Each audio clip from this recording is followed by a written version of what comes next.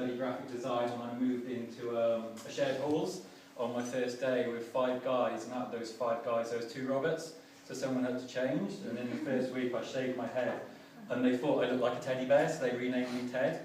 So I've been Ted ever since then, but my email address is Robert Hunt, so just in case there's any confusion there. But in terms of service design, I've kind of had my identity completely reinvented by an administrational balls up, so I think there's kind of room to do better in a lot of areas. I'm from Wales, Tenby in Wales, so Wales is a little country that's stuck onto the side of England. And actually Tenby is probably about as far into Wales as you can get before you end up in the Irish Sea. But ironically, it's one of the most English places in Wales, actually called Little England in Wales. Hence, no strong Welsh accent for me. Any international students don't know what the Welsh accent is, you will know when you meet someone from Wales. This is Tenby, very picturesque, it's a little harbour town, very popular for holidays in the summer, lots of boats in the harbour. So like Joe, I live on a boat now. This is my boat, it's called Waymanu, it's a narrow boat. I live on it in the Regent's Canal, which goes through the middle of London. I'm a canal gypsy, which means I've got a permanent mooring. I just move every couple of weeks, but that means that I don't pay council tax or electric bills or water bills or anything like that, so I can basically live in the centre of London for £60 a month, which is great. Lots of flowers on the roof. Amazing in the spring, summer, autumn when it's like this. Winter is a different story.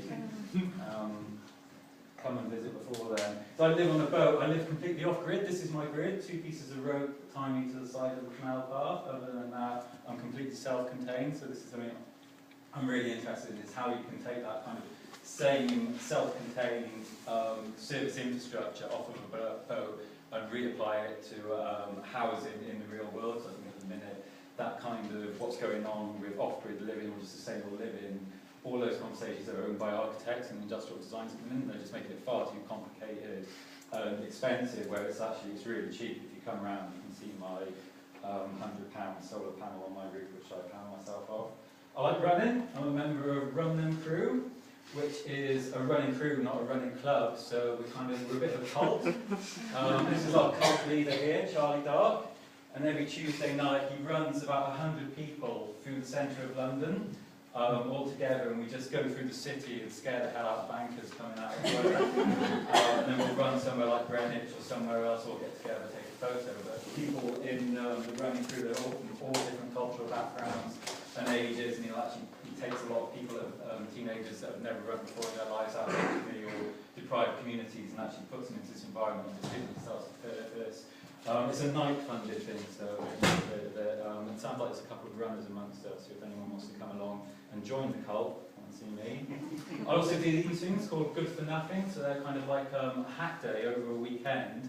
And what we do is take disillusioned people that work in advertising and marketing to come and work on a charity and give up their time for a weekend. And the charity will come in on a Friday night and brief all these disillusioned advertising people what the charity is about and say, come and help us, and then all of these people will just give up their whole weekends and actually put pen to paper and make stuff for this charity. So you're doing good, but you're not getting paid anything, so it's nothing, so it's called Good for Nothing. So here I am. This is the first one we've ever did. I've got a set of rules, but they're really good and really inspiring. So if anyone fancies doing one of those, let me know. I used to work for Instant Drinks, Smoothies Company. They're quite famous in the UK. So they employed me to reinterpret the brand as a digital brand and take them into the digital space, which they hadn't done before. So I was a head of digital, but I was a one-man digital team, so it's kind of head of digital by default.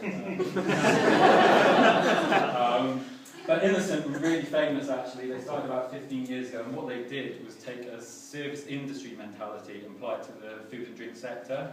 So on their labels, they just used to write really friendly copy that actually talked to its consumer, or they'd invite them over to come and visit them at Fruit Towers, just pop in if you pass in, or give us a call on the banana phone.